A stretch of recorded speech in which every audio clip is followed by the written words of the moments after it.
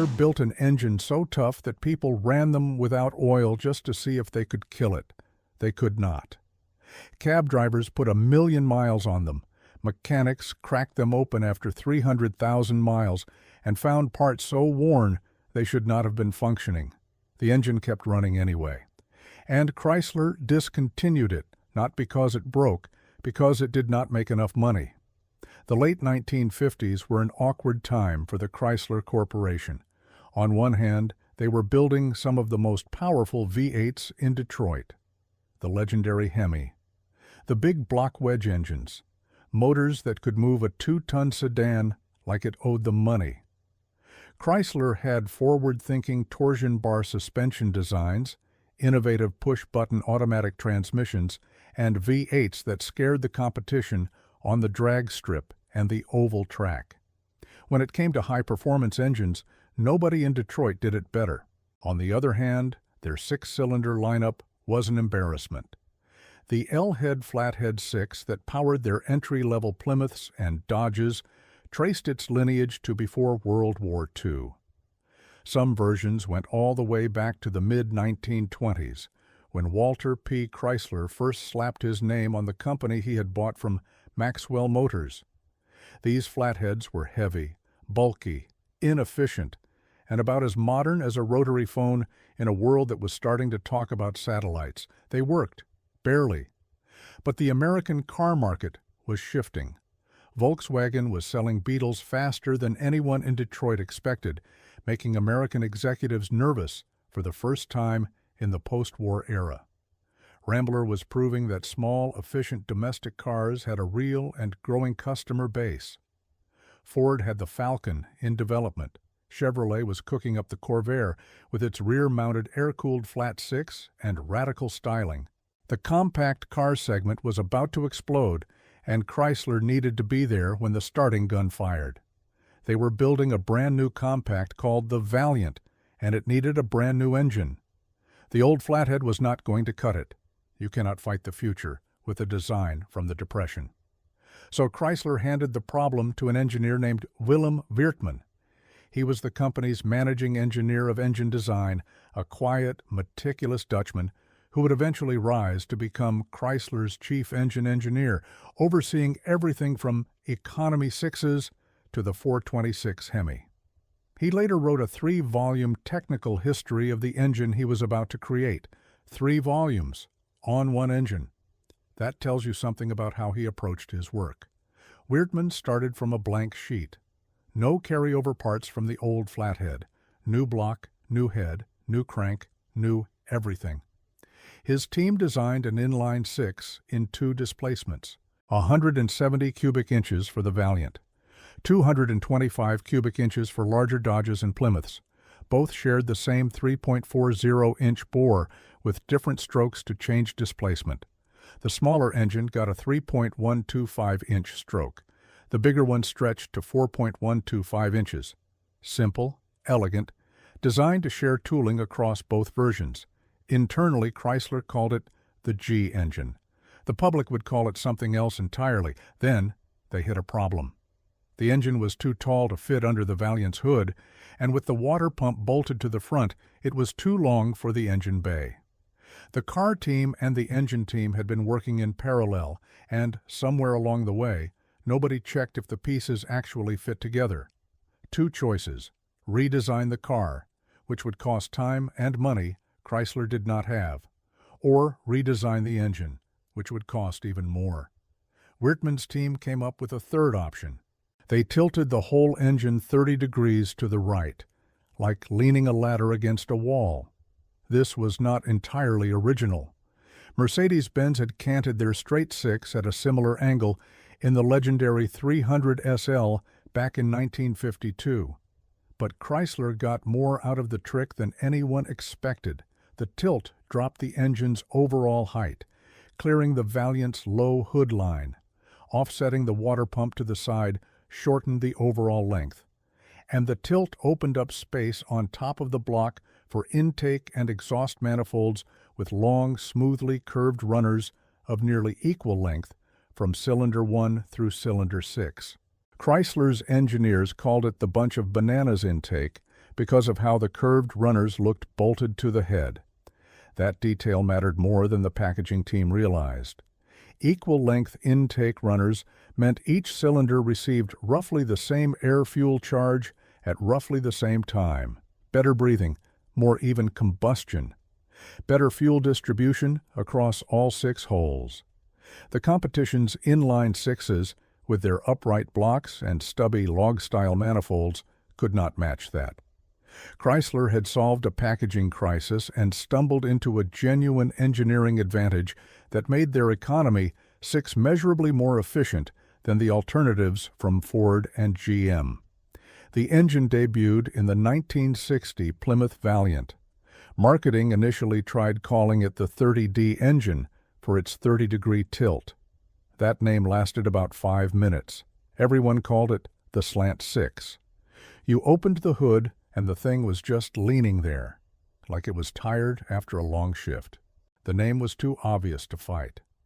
In base trim, the 170 made 101 horsepower through a single 1-barrel carburetor. Not exactly thrilling. The 225 produced 145 horsepower with 215 pound-feet of torque at 2,800 RPM. Adequate. Nobody was drag racing these. Chrysler was not chasing horsepower. They were after something harder to put on a spec sheet. Reliability, economy, longevity. The kind of engine a taxi driver or a farmer or a traveling salesman could beat on for 200,000 miles and never open the hood except to check the oil. The kind of engine you forget about because it never gives you a reason to think about it. But before the Slant Six settled into its decades-long role as the everyman's anonymous workhorse, it got one brief, gloriously unexpected moment in the spotlight. And it involved NASCAR, a nationally televised audience, and an outcome so absurdly one-sided that it killed the racing series. In 1960, NASCAR President Bill France created a special racing division for the new compact cars. Falcons versus Corvairs versus Valiants. He called it the Cannonball Compact Car Division and lined up CBS to broadcast the opener from Daytona International Speedway. Walter Cronkite, not yet the anchor of the CBS Evening News, but already a respected broadcaster and an amateur sports car racer who had competed at the 12 Hours of Sebring the year before, called the action for CBS Sports Spectacular. An estimated 17 million Americans tuned in. Serious numbers for watching economy cars go around a track. Chrysler took this very seriously. Tom Hoover, a young racing engineer who would later mastermind the 426 Hemi, was tasked with building a race-ready Slant Six. His team worked out of Dyno Cell 13 at Chrysler's engineering headquarters in Highland Park. The result was called the Hyper Pak. Domed pistons bumped compression from the stock 8.5 to a race-ready 10.5 to 1. A high-lift camshaft with 276 degrees of duration, heavy-duty valve springs and push rods, cast-iron exhaust headers, and a long-runner intake manifold designed to exploit the Slant Six's equal-length runner architecture, feeding a big 4-barrel Carter AFB carburetor.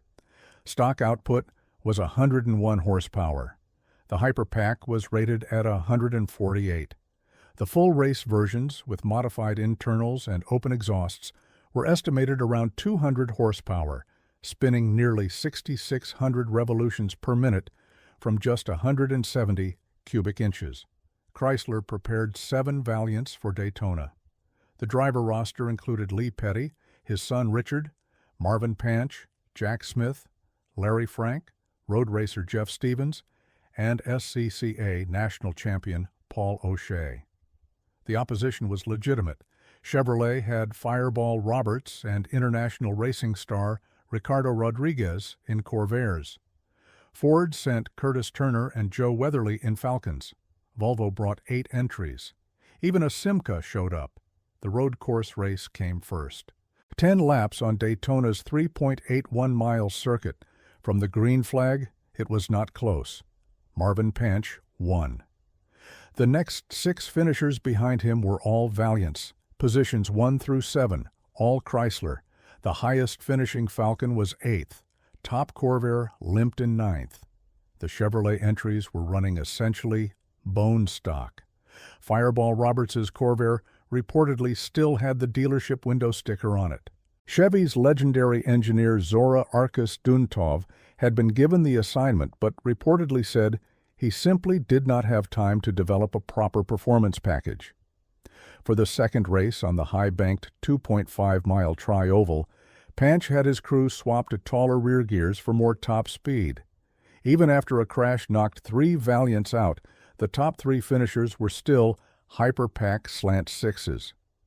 Lap speeds exceeded 130 miles per hour from compact sedans, with 6-cylinder engines pushing those slab-sided little boxes through the Florida air at velocities they were never designed for. NASCAR killed the compact series after one more season. The domination was too complete. Nobody wants to watch a race decided before the cars reach turn 1. Ford and Chevy refused to fund a series they could not win. CBS walked away. Bill France's great idea collapsed under the weight of Chrysler's engineering. With no racing series to justify the program, Chrysler shelved the Hyper Pak by 1962. A detuned dealer-installed version was available over the parts counter for another year or two, but the performance program was dead. Chrysler's executives made the call. Want speed? Buy a V8. The 6 is for getting to work and buying groceries, and nobody minded, because the next 3 decades made the Hyper Pak era look like a footnote. The Slant Six spread everywhere, into every compact and mid-size car Chrysler made, into every Dodge truck, into boats, into farm equipment, into industrial generators and water pumps and forklifts. If Chrysler could bolt the engine to something and sell it, they did. By 1970, the original 170 was retired and replaced by a destroked 198 cubic inch version built on the 225's taller block. The 225 itself just kept going year after year with only minor updates. In 1975, Chrysler built the Dodge Dart Light and Plymouth Feather Duster, lightweight compacts with aluminum bumper brackets and hood bracing, a 4-speed overdrive transmission, and the 225 Slant Six. The EPA rated those cars at 36 miles per gallon highway. That was the highest fuel economy figure ever achieved by an American 6-cylinder compact car during the oil crisis. From a 15-year-old engine design, the engine also found its way into some of the most utilitarian vehicles in America. Fleet managers loved it. Police departments knew it. Taxi companies built their entire business models around it. The Slant Six was the working-class engine. It never asked for attention. It just showed up every morning and did its job. And it did that better than any American engine of its era, arguably better than any engine Detroit has ever mass-produced. It simply refused to die. If you are enjoying this, hit subscribe. We cover stuff like this every week. Okay, back to it. So what made the Slant Six so extraordinarily hard to kill? Walk through it piece by piece. Start with the block, cast iron, deep-skirted, meaning the block walls extended well below the crankshaft centerline, wrapping around the bottom of the crank journals. That extra material added rigidity to the whole structure, dampened vibration harmonics, and gave the 4 main bearing caps substantially more surface area to bolt into. The result was a bottom end that could absorb punishment that would crack a lighter, more modern design. The crankshaft was forged steel through 1975, not cast. Forged. The difference matters. Forging aligns the internal grain structure of the metal, creating a part dramatically stronger and more resistant to fatigue cracking than a casting of identical dimensions. The 225 used a stroke of 4.125 inches, long enough for strong low RPM torque, but not so long that piston speeds became problematic. Even at 4,000 RPM, the pistons were well within comfortable velocity limits. Less stress on rod bearings, less wear on cylinder walls, less heat buildup, less of everything that slowly kills an engine over hundreds of thousands of miles. The cylinder head was a reverse flow design, intake and exhaust ports on the same side, with exhaust tucked underneath the intake runners. Looks counterintuitive if you are used to modern crossflow heads, but it served a purpose. The carburetor and intake manifold sat on top, physically separated from exhaust heat radiating from below.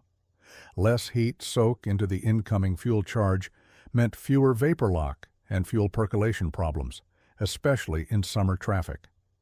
And the 30-degree tilt gave the intake runners room to sweep in long, gentle curves with large radius bends, maintaining nearly equal lengths from cylinder 1 to 6.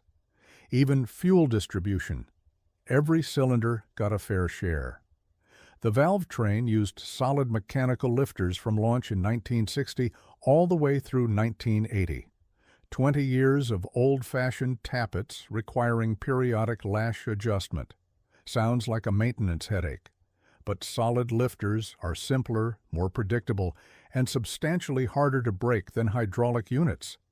They also gave the Slant Six its signature idle sound, that faint mechanical ticking recognizable from across a parking lot. Chrysler did not switch to hydraulic lifters until '81, more than 2 decades in. Most owners had come to love the tick by then. It meant the engine was alive.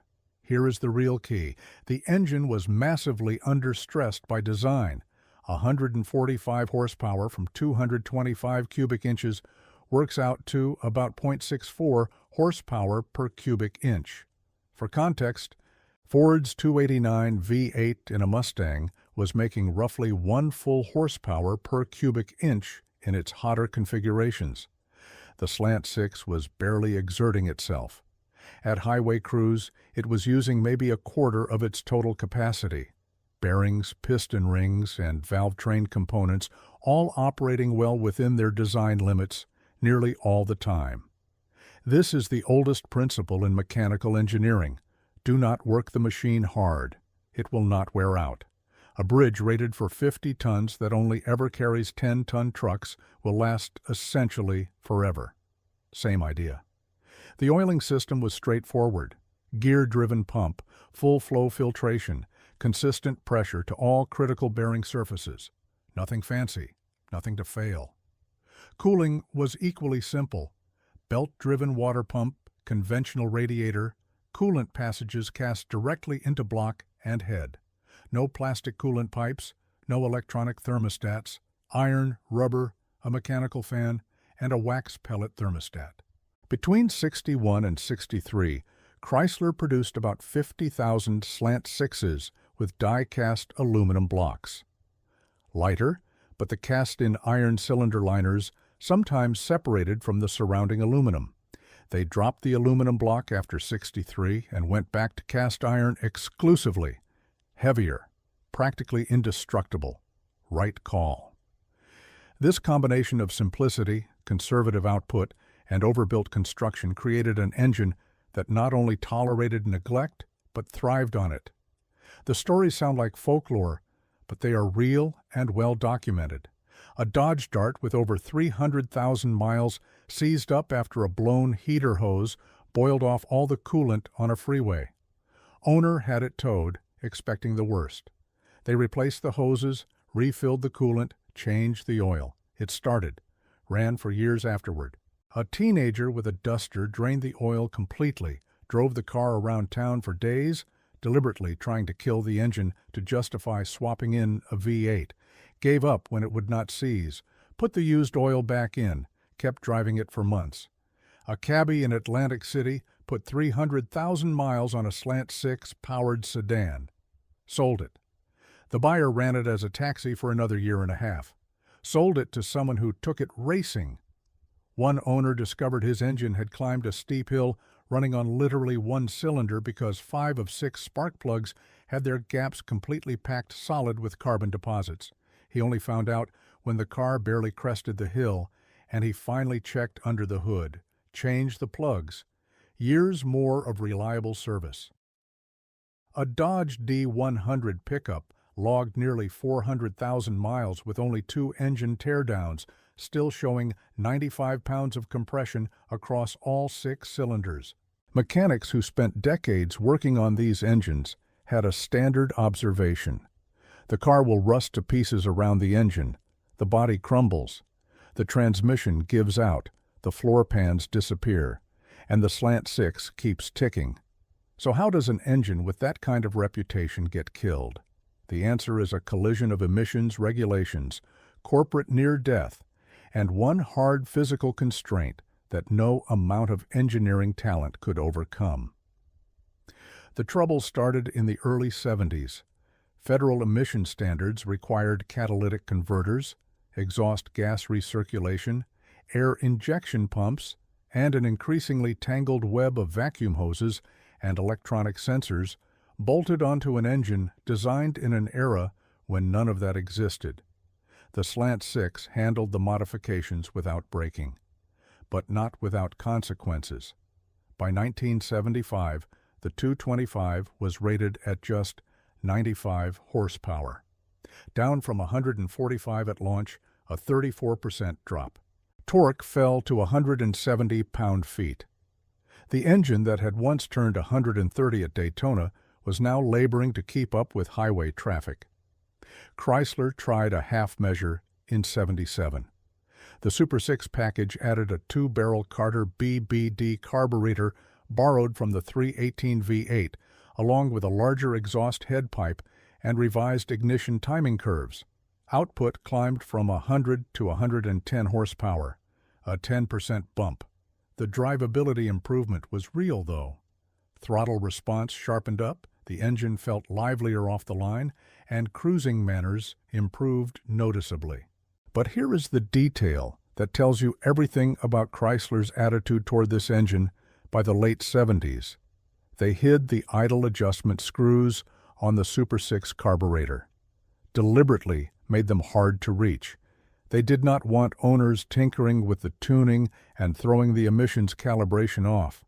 An engine that once dominated Daytona was now protected from its own owners by intentionally inaccessible screwdriver slots. Making things worse, Chrysler started cutting hardware costs. The forged steel crankshaft was replaced with cheaper cast iron, starting in '76. Aluminum intake manifolds introduced in '79 saved money, but warped and cracked, creating vacuum leaks. Electronic emissions controls added in the early '80s brought a maze of wiring and vacuum lines that frustrated experienced mechanics. Chrysler was spending money to make the engine worse while investing nothing to make it better. Engineers kept trying. They proposed a larger 246 cubic inch version in the late '60s. Rejected. Developed a high-swirl fast-burn aluminum head in '78 that could have improved power while cutting emissions enough to keep the engine compliant well into the late '80s. Rejected. A diesel conversion program running since '75 with the British firm Ricardo had produced competitive results. Cancelled during the financial crisis. A turbocharged prototype ran well, never authorized. Every modernization proposal hit the same corporate wall. Thin margins, cheap cars, no investment. And by '79, Chrysler Iacocca's response was surgical. He fired 33 of 35 vice presidents, cut his own salary to $1 a year, brought in trusted colleagues from Ford to rebuild the management structure. Then he went to Congress and asked for $1.5 billion in federal loan guarantees. Not a gift, not a bailout, in the strictest sense. A guarantee that if Chrysler borrowed money from banks, the federal government would back those loans. Congress demanded a detailed 3-year business plan showing how Chrysler would cut costs, restructure operations, and bring viable new products to market. Labor unions had to accept concessions. Banks had to restructure existing debt. Everyone took a haircut. The deal required a complete reinvention. Front-wheel drive, a single flexible platform, the K-Car, Dodge Aries, Plymouth Reliant. The new engine was a 2.2-liter overhead cam inline-4, designed by the same Willem Weertman who created the Slant Six 2 decades earlier, built at the same Trenton, Michigan plant that had been making Slant Sixes since '60. It debuted in the '81 Dodge Aries and Plymouth Reliant, making 84 horsepower. Chrysler sold 410,000 K-cars that first year. By '83, Iacocca paid back the government loans 7 years early. The government made about $500 million on the deal. The K-car saved Chrysler from oblivion. The Slant Six was physically too long to mount transversely in a front-wheel drive car. That was the death sentence, and it had nothing to do with the engine's quality. An inline six is close to 3 feet long. Front-wheel drive needs the engine mounted sideways, crankshaft running left to right. There was no room. Chrysler's entire future was front-wheel drive. The Slant Six did not fit in that future, not because it was bad, because it was the wrong shape. The last passenger cars with the 225 were the '83 and '84 Chrysler Fifth Avenue, Dodge Diplomat, and Plymouth Grand Fury. Most became police cruisers and taxis, the last rear-drive vehicles Chrysler made. Trucks kept the engine through '87, when it was replaced by a 3.9-liter V6. The tooling was shipped to Toluca, Mexico, where production continued for marine and industrial applications until '91. 31 years. Millions of engines, cars, trucks, boats, generators, combines, forklifts, water pumps. If it needed reliable power and nobody cared about the spec sheet, there was probably a Slant Six bolted to it. The irony still has an edge. The 2.2-liter 4 that replaced the Slant Six suffered head gasket failures in its early production years, a consequence of mixed aluminum and iron metallurgy and inadequate coolant additives. The engine it replaced went 300,000 miles on original gaskets without a second thought. Chrysler traded Bulletproof for Modern. Modern had growing pains. Today, the Slant Six has a devoted community.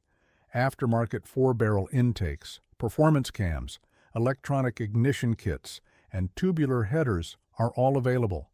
The engine's simplicity makes it approachable for home mechanics, and overbuilt cores still turn up in salvage yards and barns across the continent. BMW and Mercedes later proved inline sixes could thrive in modern compact layouts. Toyota's JZ series became a legend. The configuration never died globally, it just died in Detroit, where V6s and 4s were cheaper to package in front-drive platforms. The Slant Six earned its nickname, the Leaning Tower of Power. The power part was always generous. It leaned, it ran, it refused to quit. And when Chrysler finally pulled the plug, it was not because the engine failed. It was because the entire company changed so completely that there was nowhere left to put it. The cars rusted away, the bodies crumbled, the transmissions gave out, and somewhere inside, that tilted iron six was still ticking. Patiently, waiting for someone to change the plugs. And there you have it. The engine that was too tough for its own good. If your dad had a Valiant or a Dart or a Duster with a Slant Six, I guarantee he has told you about it, probably more than once. If you have got a story, drop it in the comments.